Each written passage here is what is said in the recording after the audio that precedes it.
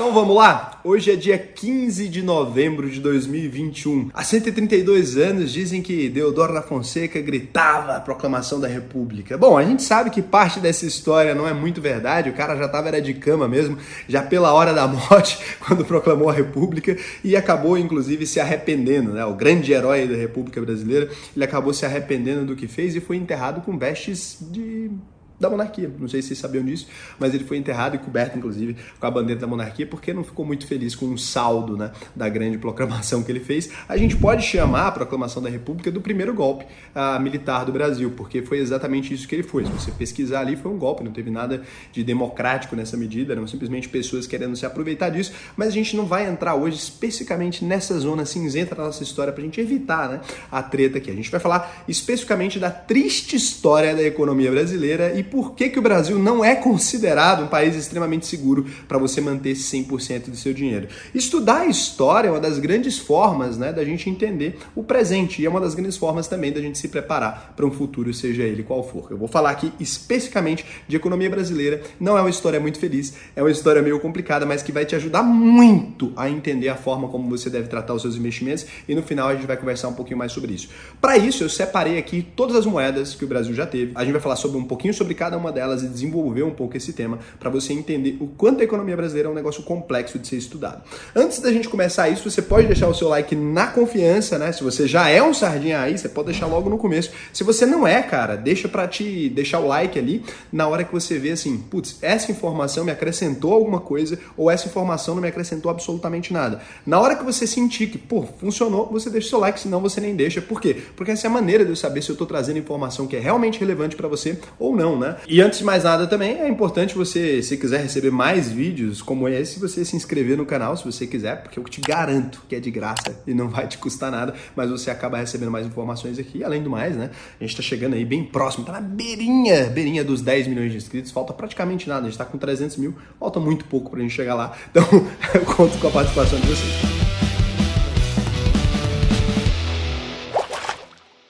Então, o dinheiro do Brasil realmente tem uma história extremamente curiosa, né? Desde a primeira moeda, que a gente chama de moeda brasileira ali, que é em 1833, a gente teve 9 mudanças a partir dela. Antes disso, por que a gente não vai abordar a moeda brasileira antes de 1833? Porque a gente até tinha uma casa da moeda na Bahia ali, mas ela não imprimia dinheiro brasileiro de fato, né? Em 1694 ali foi fundada essa casa, mas era simplesmente a moeda da coroa portuguesa que a gente acabava imprimindo no Brasil também. Então aqui a gente vai falar a partir do Brasil, né? Os portugueses é outro papo, a gente não é Brasil, eles português não é Brasil. Português é português, Brasil é Brasil, né? Então, o Real Império, ele vem de 1833 a 1888. Aqui você repara que na economia brasileira esse é um ciclo muito longo, é a moeda mais duradoura que a gente já teve, né? Então, as primeiras cédulas do Brasil ali no tempo do Império, elas se baseavam também no sistema monetário português e ele era conhecido como réis naquele tempo. Era o real, né? Real Império, só que ele era conhecido como réis. Ele vai até 1888. Então, é um período ali de 55 anos que essa moeda fica. Essa moedona aqui era aqueles papéis antigos, assim, se você já viu em alguma coleção, né? Não sei se já teve o prazer, né, de pegar uma coleção de moedas antigas. Minha mãe tinha algumas dessas, então eu cheguei a ver algumas. Ela ganhou de um tio dela que fazia coleção de moedas e sumiu de repente. Tio Adão aí, se você estiver vendo, né, as pessoas procuram por você até hoje. Então o cara sumiu ali e deixou essa coleção de moedas que hoje em dia tá com meu irmão, se eu não me engano.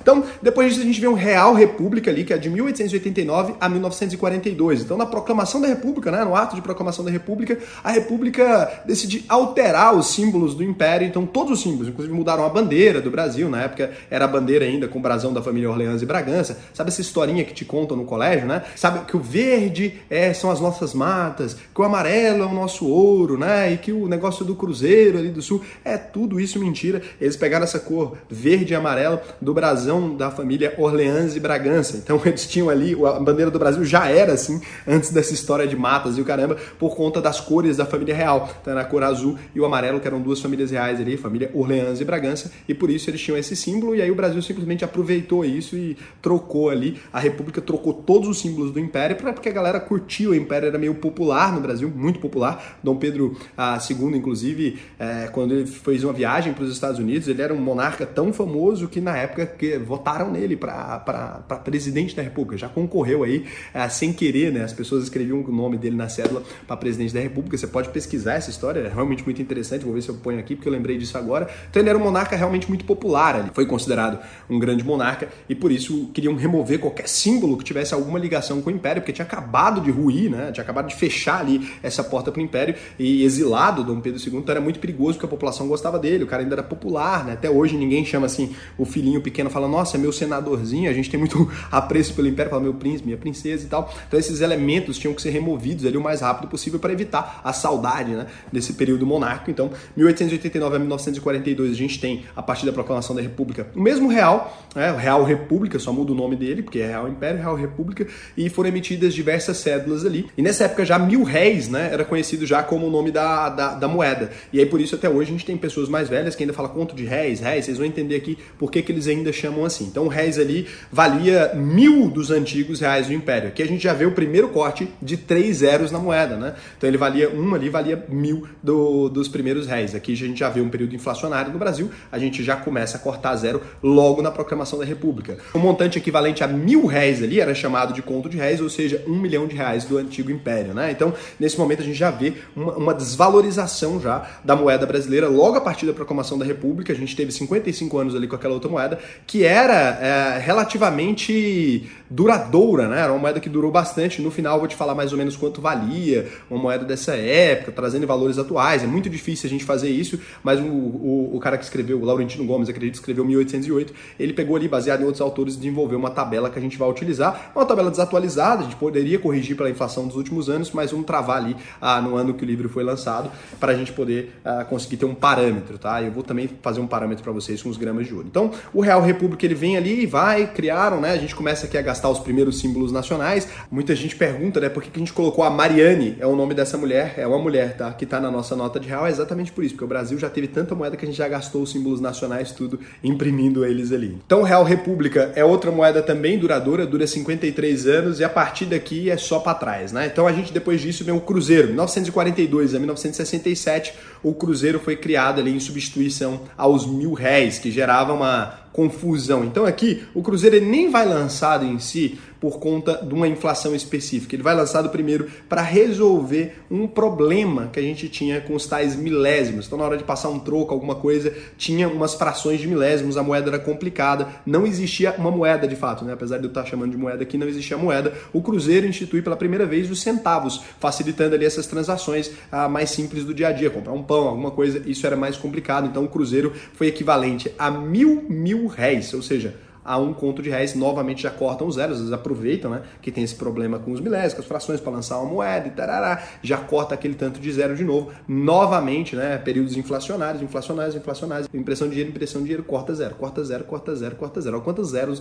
o governo já tomou da gente nessas inflações, né? Daí vem Cruzeiro Novo, 1967 a 1970, o Cruzeiro Novo utilizava as mesmas cédulas do Cruzeiro ali, mas eles começaram a colocar um carimbo, colocando um novo valor, cortando mais zeros da moeda. Sim, novamente, injeção de dinheiro desenfreada, louca, muito descuido com a economia. O Brasil sempre teve. Então, quando a gente fala assim, mas isso aqui é uma coisa, um problema do político tal. Não, o Brasil sempre teve um desrespeito completo pelas leis orçamentárias. O Brasil sempre teve um desrespeito completo por qualquer limite de gastança do governo. Sempre, tá? Desde o fim, desde a proclamação da República, a gente tem problemas gravíssimos com a moeda brasileira. Então, corta novamente mais 3 zeros da moeda, nem tem dinheiro na época para imprimir uma nova moeda. Muita gente fala, não, eles fizeram isso para aproveitar. Não, eles não tinham dinheiro para absolutamente nada, não tinham dinheiro nem para imprimir uma nova moeda. Começam ali a colocar um carimbo em cima e aí criam 1000 cruzeiros valendo apenas um cruzeiro novo. Não tem nenhuma moeda, eles nem imprimiram ainda que a gente estava naquele sistema de copiar os Estados Unidos, então chama República dos Estados Unidos do Brasil, se você ler aí na moeda, né? Porque foi muito baseado no sistema das federações americanas. Então, nesse momento aqui, só carimbo para moeda, que é vergonhoso, né? Não tem nem dinheiro para fazer uma moeda em si. Mais símbolos gastos ali, tem Santos Dumont, tem geral, né? Essa moeda aqui também é uma coleção muito frequente. Essas com carimbo é um pouco mais raro de você encontrar, a gente encontra muito os cruzeiros, os primeiros cruzeiros, mas não encontra eles com carimbo aqui. Fica assim durante um tempo, até 1970, né? Eles realmente voltam o nome da moeda para cruzeiro, né? Em vez de cruzeiro novo, imprime de novo novas cédulas com o valor que não foi alterado em relação ao cruzeiro novo. Então, eles finalmente capitalizam ali para imprimir as moedas e tal. tal. Com o tempo, essa moeda foi se desvalorizando novamente, né? Então, desvalorizando de novo, impressão, dinheiro. Você fala desvalorizando como se fosse um acidente. Você vai pesquisar a história do Brasil, parece que foi isso um acidente, não foi o governo que fez, né? Mas o governo vai injetando dinheiro na economia, criando catástrofes novamente, desvaloriza em excesso a moeda, e a gente vem aqui com mais cédulas sendo criadas de valores absurdos. Então, em 1986, que é o último ano de circulação do Cruzeiro de novo, né? Então, Cruzeiro novo, Cruzeiro, a gente já tinha notas ali de 100 mil cruzeiros rodando em todo lugar. Obviamente, qual que é a solução do Brasil para resolver esse problema que eles criam, né? Inflação em excesso, corta zero. Então vem o cruzado, 1986 a 1989, né? O padrão das cédulas continua os mesmos nessa transição, a moeda perde mais 3 zeros e 1.000 cruzeiros passam a valer um cruzado durante os primeiros meses. E a população, ó, nas antigas cédulas dos cruzeiros, são carimbado de novo um novo valor, uma vez, né, que você fica safado nesse nível, já pode fazer de novo, então o Brasil repete a mesma estratégia, corta mais zero. Olha o tanto de zero que a gente já perdeu, cara.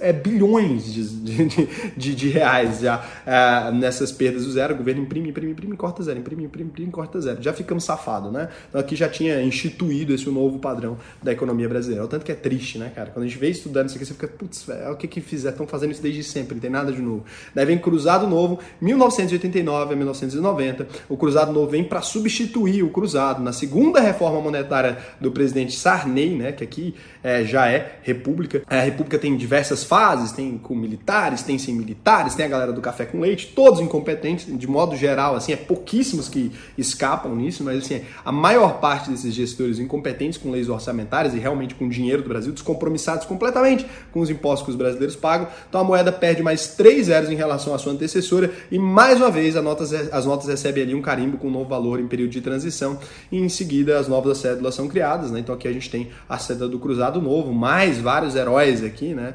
Praticamente cuspindo na cara deles, o governo colocando eles em tudo quanto é nota para fazer merda, pensa a raiva que as pessoas tinham dessas notas, né? Então chega aqui mais uma vez, já é Banco Central do Brasil, né? Fazendo os cruzados novos, você vê aí, são notas bem bonitas também, bem trabalhadas, pelo menos bonitas elas sempre foram, bons artistas, né? Péssimos governantes. Então, depois do Sarney fazer o nabo dele aí a gente chega em 1990 ali, a 1993 chega o Collor, né? Com o Cruzeiro. Pela terceira vez, então, nossa moeda recebe o nome de Cruzeiro. Aqui é uma collab, Collor e Sarney, né? Collor tinha acabado de assumir com um plano Collor, que é aquele que confiscou a poupança. Então, os cruzeiros aqui, o Sarney deixou para ele o nabo, né? Já tinha feito tudo quanto é merda possível. Deixa pro Collor, deixa que eu te ajudo, Brasil, né? Vem o Collor, não deixa que eu te ajudo. Já viu que você tá fazendo alguma coisa que vai te ajudar e fode tudo? O Collor é esse cara pro Brasil, deixa que eu te ajudo, fez o congelamento de poupança. Realmente a hiperinflação faz a moeda se desvalorizar pior ainda, o Collor piora bastante a nossa vida.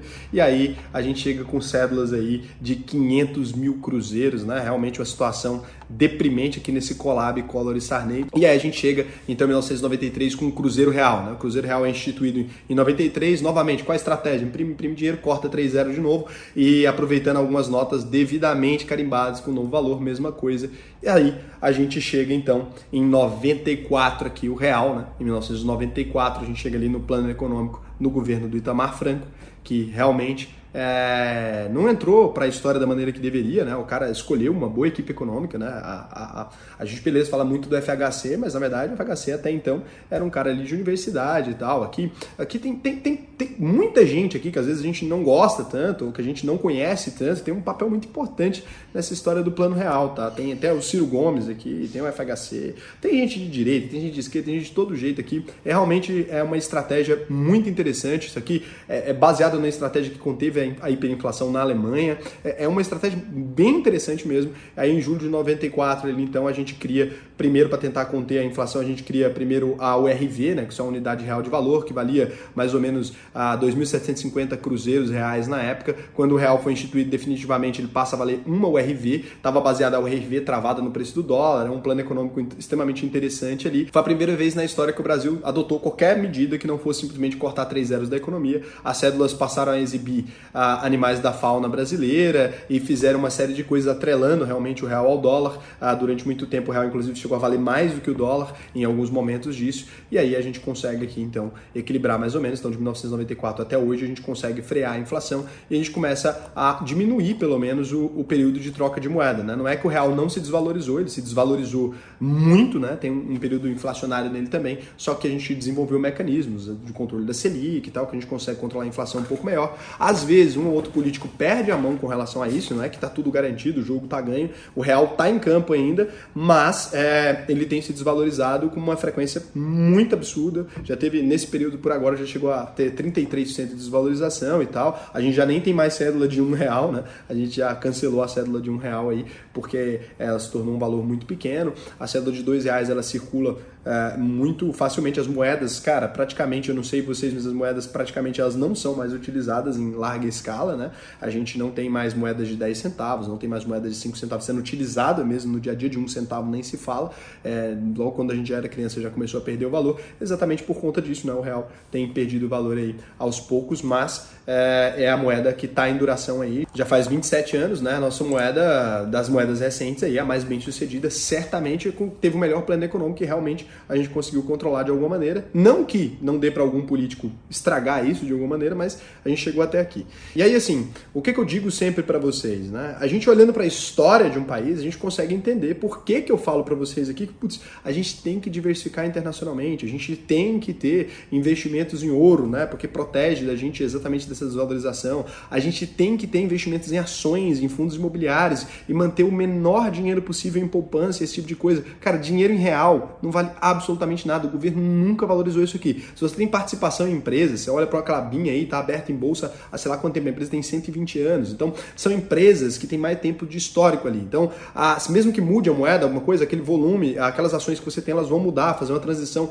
mas é algo de fato. Dinheiro em papel é praticamente cuspe do governo. Com essa história aqui, você consegue perceber que para eles cortar 3 zeros e jogar na gente, a conta não custa absolutamente nada. Sempre foi assim. Não acredite que isso vai deixar de ser assim de alguma maneira, então é o que você vê. E aí, para servir de referência para vocês, nesse livro do Laurentino Gomes, né, ele faz uma conversão dos réis ali em real, se baseando em diversos autores que ele fez, que se empenharam ali para fazer essa conversão ser atual. Lembrando, né, que não é uma conversão exata, mas ela pode ser considerada uma conversão próxima ali. Esse livro é muito bom, inclusive, recomendo que vocês leiam. 1808, ele foi lançado em 2007, então de lá para cá a gente já teve uma desvalorização muito forte no real, muito forte mesmo, então a gente vai utilizar essa cotação lá em 2007, mas você imagina, já é uma cotação desatualizada, eu vou usar uma conversão em ouro depois para passar uma referência para vocês. Esse livro de 1808 conta um pouco da história da família real portuguesa chegando ao Brasil aqui, né?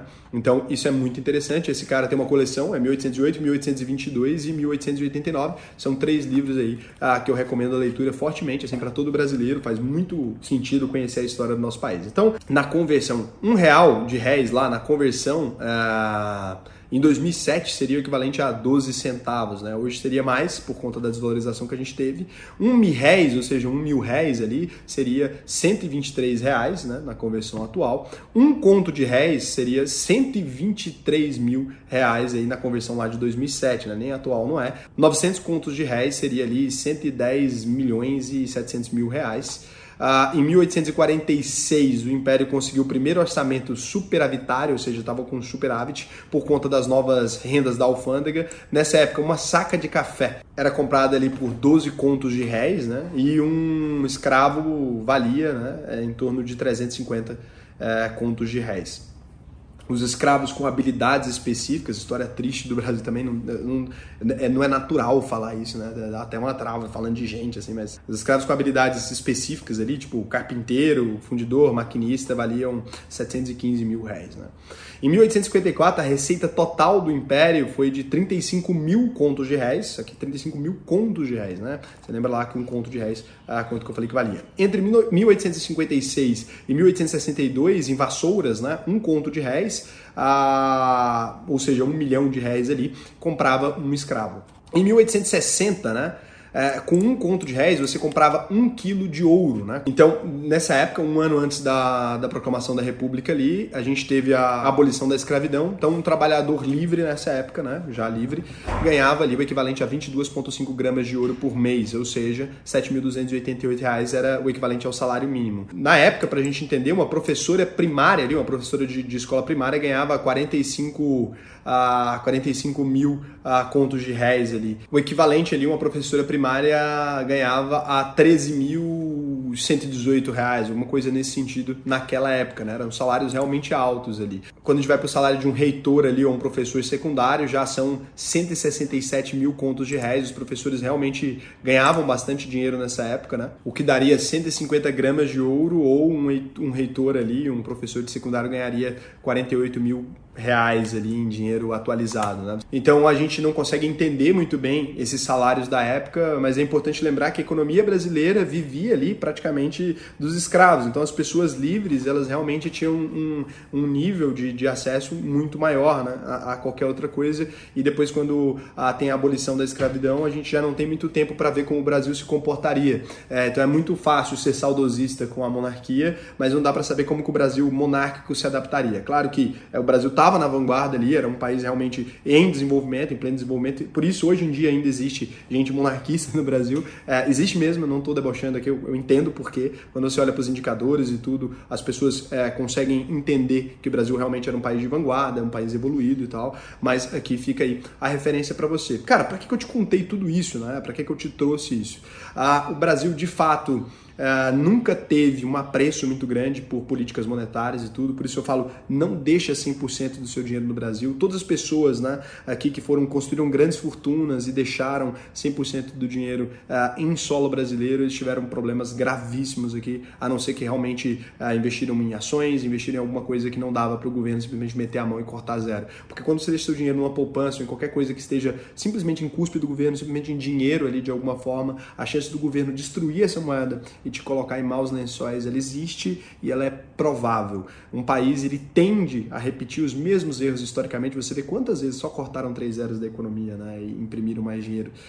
Então, não dá para confiar que não farão mais isso. São muitas vezes, é por isso que o Brasil é considerado um país arriscado. Historicamente, você olha, é arriscado, e a gente toma várias decisões frequentemente que vão de encontro a esse Brasil que errou pra caramba. Eu espero, sinceramente, que isso nunca mais aconteça, mas esse dia da proclamação da República, a mensagem que eu tenho não é uma mensagem de felicidade para você. A República não é exatamente o que te contaram, não foi exatamente uma ideia democrática ou com grandes heróis, foi um negócio meio complicado e muito conhecido como um golpe ali, e por causa de um quinto. Então, tudo isso aqui, né, a República, tudo isso aconteceu porque na época a gente tinha um imposto que era chamado quinto dos infernos ali, seria um imposto de 1/5, né? Piorou bastante a situação. Hoje é mais de 30 e poucos por cento, 38, se não me engano, de alíquota de imposto. Então, não foi uma revolta, é o meu cara pra gente. Mas eu queria trazer isso aí pra vocês, cara. Sei que muita gente pode discordar e tudo, e eu até convido vocês a comentarem um pouco mais sobre o que vocês sabem aqui. Eu foquei muito na história do dinheiro e em focar aqui pra diversificar a mensagem que fica essa. Não só o Brasil tem esses problemas, como diversos outros têm. É importante diversificar, mas para vocês servirem de ponto de referência. Outro país tem uma história parecida com a gente, também do Novo Mundo, também um país que passou por diversos problemas e que foi descoberto na mesma época né, que teve imigrantes vindos de fora, participou de guerras, né, nativos contra imigrantes na mesma época que a gente, os Estados Unidos. Eles tiveram a mesma moeda desde 1700 e alguma coisa, desde 1788, se não me engano, nunca trocaram. Então o Brasil tem uma série de moedas aqui e a maioria das repúblicas latinas também tiveram esse problema, eram chamadas de republiquetas, né, pelo Império Brasileiro, quando ainda era Império, porque era conflito o tempo todo. O Brasil se tornou um desses países também conflituosos como seus vizinhos aqui. Fica a dica. Diversifique, invista internacionalmente e não tenha dinheiro de papel. Feliz dia da proclamação da República. E só a título de informação, se você ainda não se inscreveu na UVP, vou deixar o link aqui embaixo para você. A próxima turma começa no dia 21 de janeiro, cara, para você aprender a investir no Brasil e no exterior e se livrar disso aí, hein? E lembrando, se na UVP você não gostar daquilo que você aprendeu, se você falar assim, putz, Raul, não aprendi e tal, a gente devolve 100% do seu dinheiro depois de você concluir o curso. O único curso do Brasil de finanças que faz isso. Beijão.